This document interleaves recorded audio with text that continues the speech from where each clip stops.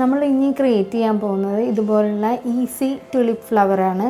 ഇത് form paper വെച്ചിട്ടാണ് ഞാൻ മേക്ക് ചെയ്തേക്കുന്നത്. അപ്പോൾ നമുക്ക് ഇതെങ്ങനെയാണെന്ന് നോക്കാം. മറ്റുള്ള ഫ്ലവർ പോലെ നമുക്ക് ഈ ഫോം പേപ്പർ ഇങ്ങനെ ഫോൾഡ് ചെയ്യാൻ പറ്റില്ല ഈസി ആയിട്ട്. അതുകൊണ്ട് ഞാനൊരു ക്രാഫ്റ്റ് പേപ്പറിൽ ഈ ഒരു ഫ്ലവറിൻ്റെ ഷേപ്പ് കട്ട് ചെയ്തെടുത്തിട്ട് ഇത് വെച്ച് വരച്ച് കട്ട് ചെയ്തെടുക്കാനാണ് പോകുന്നത്.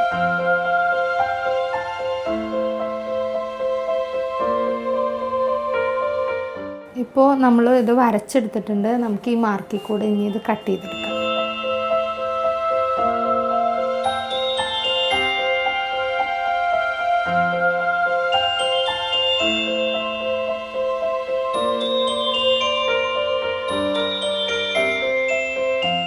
നമ്മളിപ്പോൾ ഈ ഫോം പേപ്പർ ഈ ഷേപ്പിൽ കട്ട് ചെയ്തെടുത്തിട്ടുണ്ട്.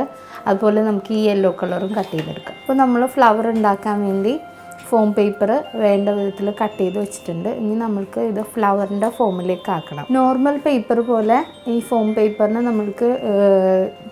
നമ്മൾ ഉദ്ദേശിക്കുന്ന പോലെ ബെൻഡ് ചെയ്യാൻ പറ്റില്ല. അതിനൊന്ന് പതിയെ ഒന്ന് ചൂടാക്കി കൊടുക്കണം. എങ്കിലാണ് ഇതൊരു ഫ്ലവറിൻ്റെ ഷേപ്പിലേക്ക് മാറുള്ളൂ. ഞാൻ ഒരു അയൺ ബോക്സ് ഒന്ന് ഹീറ്റ് ചെയ്യാൻ വേണ്ടി വെച്ചേക്കാണ്. അപ്പോൾ ഒന്ന് പതിയെ ഒന്ന് ചൂടായി കഴിയുമ്പോൾ ഇതിൽ വെച്ച് കൊടുക്കണം. അപ്പോൾ നമ്മൾ ചൂടാക്കി കഴിയുമ്പോൾ നമ്മളുടെ ഈ ഫ്ലവർ ഈ ഷേപ്പിലേക്കാകും. അങ്ങനെ നമുക്ക് ഈ 4 പീസും ഈ ഷേപ്പിലേക്ക് ആക്കിയെടുക്കാം. അപ്പോൾ നമുക്കിനി ഈ ഫ്ലവർ ഈ ഒരു പൊസിഷനിൽ നമുക്ക് ഒട്ടിച്ചു കൊടുക്കണം.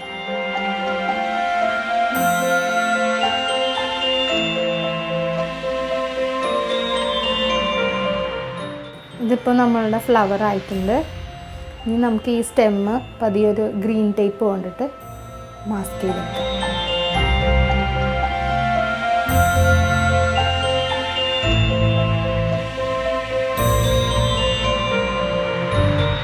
അപ്പോൾ നമ്മൾ ഇത്രയും ഫ്ലവേഴ്സ് ഉണ്ടാക്കിയിട്ടുണ്ട്.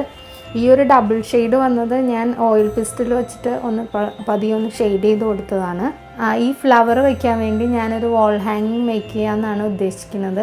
അപ്പോൾ നമുക്കത് എങ്ങനെയാണ് ചെയ്യണമെന്ന് നോക്കാം. അപ്പോൾ ഈ ഐസ്ക്രീം സ്റ്റിക്കിന് ഇത്തിരി ഇത് കുറവായതുകൊണ്ട്, തിക്നെസ്സൊക്കെ കുറവായതുകൊണ്ട് ഒട്ടിച്ചാൽ ചിലപ്പോൾ ഇരിക്കില്ല. അതുകൊണ്ടാണ് ഞാനൊരു സപ്പോർട്ടിന് വേണ്ടിയിട്ടാണ് ഈ പേപ്പർ എടുത്തേക്കുന്നത്. നമുക്കിത് ഇതിലേക്ക് ഒട്ടിക്കാം.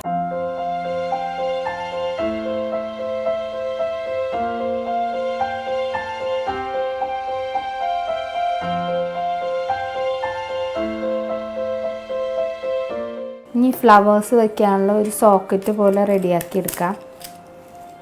അതിന് ഞാൻ ഈ ഐസ്ക്രീം സ്റ്റിക്ക് ഒന്ന് പകുതിയായിട്ട് കട്ട് ചെയ്തിട്ടുണ്ട്. നമുക്കത് എങ്ങനെയാണ് ഉണ്ടാക്കണമെന്ന് നോക്കാം. അത് ഞാൻ ഇതുപോലെ ഒരു സപ്പോർട്ടിന് വേണ്ടിയിട്ട് പേപ്പറിൽ തന്നെയാണ് പേസ്റ്റ് ചെയ്യാൻ പോകുന്നത്.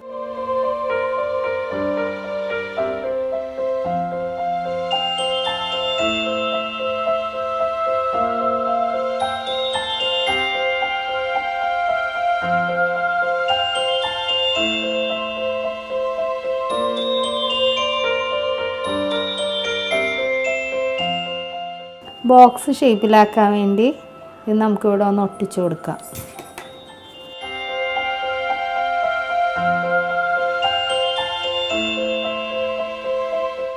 ഇതിപ്പോൾ ഒരു ബോക്സ് ഷേപ്പ് പോലെ ആയിട്ടുണ്ട്. ഇനി ഇതിൻ്റെ ബേസ് നമ്മൾക്ക് കവർ ചെയ്യണം.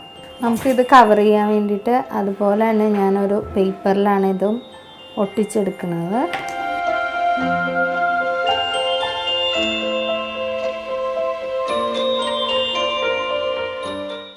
ഇനി നമുക്ക് ഈ ബോക്സ് ഈ ഒരു ബേസിലേക്ക് ഒട്ടിക്കാം.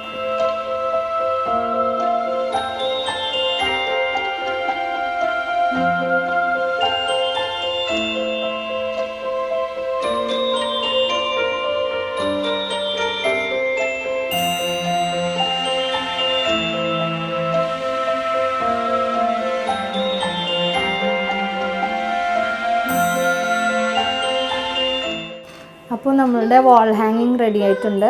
ഇഷ്ടമായെങ്കിൽ നിങ്ങളും ഒന്ന് ട്രൈ ചെയ്യണം. വളരെ ഈസിയാണ്. അപ്പോൾ ഇനി പുതിയ നല്ലൊരു പേപ്പർ ക്രാഫ്റ്റുമായിട്ട് നമുക്ക് അടുത്ത വീഡിയോയിൽ കാണാം.